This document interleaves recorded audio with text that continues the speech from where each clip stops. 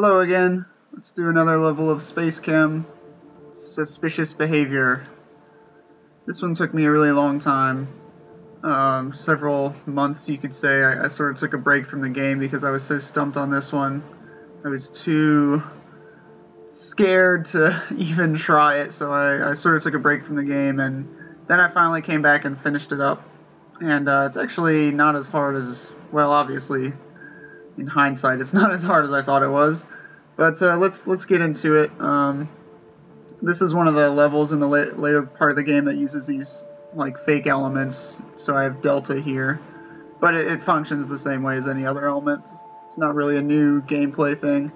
So they've had a level like this before, where you've got this big, huge element to produce, or molecule to produce.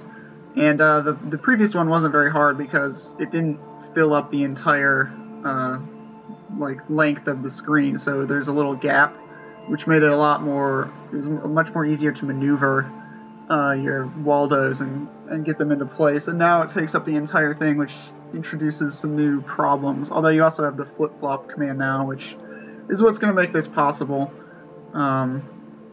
So this part right here, I got that locked in like day 3 or so. I mean, I like haven't changed this like at all. It does exactly what I wanted it to do. I was scared I would have to change it, like based on some fundamental problem, but it does what I want it to do. It creates each individual row of this molecule, and then the hard part is putting them together with this alternating double bond combo there, where the carbon is bonded to the delta in each row by a double bond, or to each other row. And that's what this handles right here. And that was really tough to figure out because I was having a problem where I was able to flip it fine. That's what this does right here, is it flips it so that you can see it goes hydrogen, carbon, delta, hydrogen, and then hydrogen, delta, carbon, hydrogen. So the middle two are flipped each time. And I got that to work just fine. That's this right here. Although it was a little tricky because there's not a lot of space. So you can see this flip-flop means that every other time it's going to flip it twice. And the hard part was that I kept ending up with these double bonds being in the same part. And that was really tricky for me at the time. I couldn't figure out how to fix that until finally I put in this flip-flop here, and all these grab and drop commands are what fixes that. And even then, once I got it to work, it still took me a while to figure out how to output the thing, because it kept trying to continue its normal path, and it would pick it up and drag it down. And since there's a row of elements right here, if you can't drag it down, it bumps with the side and breaks it. So I was able to put in this hydrogen here to say this sensor here. So if it's done, you know, if there's an element here, that means it's done. Sort of. There's still some tricky timing in there, and but yeah, if there's a hydrogen there, then it's done, and you can exit this loop and do something else, which it's not supposed to do anything. The blue is supposed to take care of outputting it. You can see right there. So let's take a look at it real slow at first. The blue guy is going to break this up, and the red guy is basically going to construct it. So you can see that right there. That was pretty simple. There's 2 little loops right there for each of them. That wasn't too tricky. And then it's just gonna, right now it's not gonna really look like it's doing anything because there's nothing for it to bond to, but basically these 2 bonders are gonna bond the next one. You'll see that next time. So it's gonna do the exact same thing again, except this time you can see this flip-flop is turned on, so he's gonna take this path and rotate. There he goes. And now, watch this, the blue guy is gonna bond it at the exact same time that the red guy drops it, which is perfect. Bam, he's going to bond it twice. And he's bonding it while this guy is off on this flip-flop extension here. And then there, you saw, I sort of missed it. He took care of moving it over 1, which is exactly what I need. So we'll skip ahead to the next time it does that. That was the tricky part that stumped me for so long. So right there, he doesn't really do anything. He just moves it down.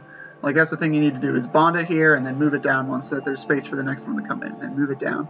The hard part is that you need it to be alternating where it is. So like right here, you can see the hydrogens are in this row, this column right here.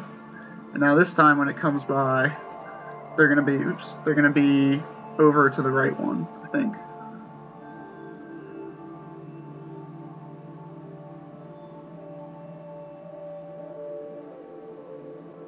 Okay, so here he goes on the flip-flop. He's going to pick it up, and then I had to put in a bunch of commands there, grab and drop commands to get it to work properly, because he's crossing over the same path that he took before. But now you can see it's over one. The two bonders are on this carbon now instead of the delta, or I guess technically it was the carbon on the previous strain.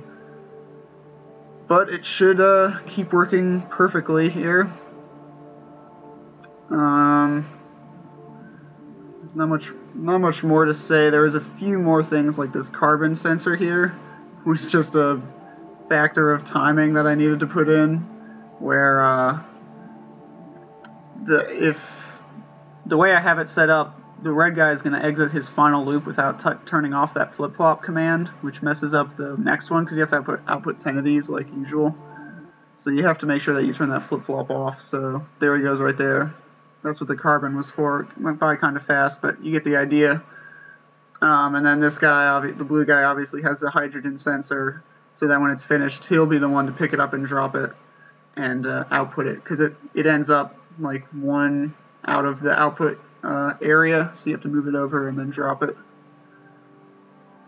And then we'll see that one more time. So here's where it was tricky.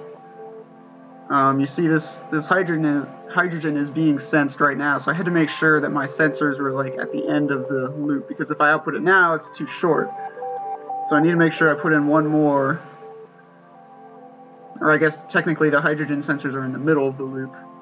You know, like if I had put the hydrogen sensor right here, it wouldn't work because it's not done yet, but this is as far down as the hydrogen sensor can go, if that makes any sense.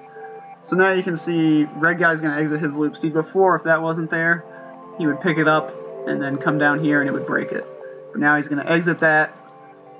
Blue guy picks it up, moves it into the output zone, and then instantly outputs it. And that's pretty much all there is to it. It took a lot more cycles than most people did. I don't know how they did it faster, but whatever. Not too bad, I guess. Maybe a few hundred more than everyone else, but pretty good on the symbols used, I guess. And there you go. That's that level.